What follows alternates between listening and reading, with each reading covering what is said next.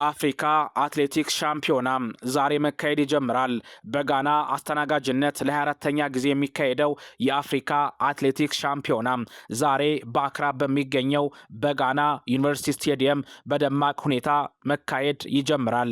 ኢትዮጵያን ጨምሮ ከ50 በላይ የአፍሪካ ሀገራት በአትሌቲክስ ተግባራት እንደሚሳተፉ የሚጠበቅ ሲሆን የሚያደርጉትም ፉክክር ተጠባቂ ሆኗል። ኢትዮጵያን ጨምሮ ከሁሉም የአፍሪካ ሀገሮች የተወጣጡ 1500 አትሌቶች ይሳተፋሉ ተብሎ ይገመታል። ውድድሩ የሜዳ ተግባራትንና የእርምጃ ውድድርን ጨምሮ ከ100 እስከ 10000 ሜትር ይሸፍናልም ተብሏል።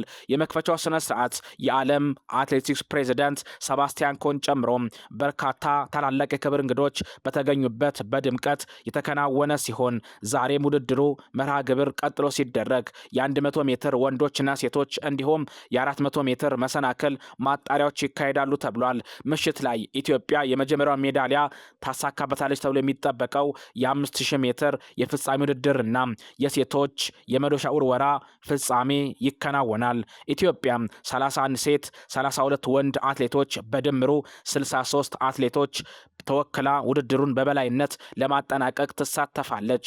ቡድኑ እሁድ ወደ ስፍራው ካቀና በኋላ የመጀመሪያ ልምምዱን ትናንት ማድረግ ችሏል። ሻምፒዮናው ከዛሬ ጀምሮ ለተከታታይ 6 ቀናት ቀጥሎ እሁድ ግንቦት 9 2018 ፍጻሜውን የሚያገኝ ይሆናል።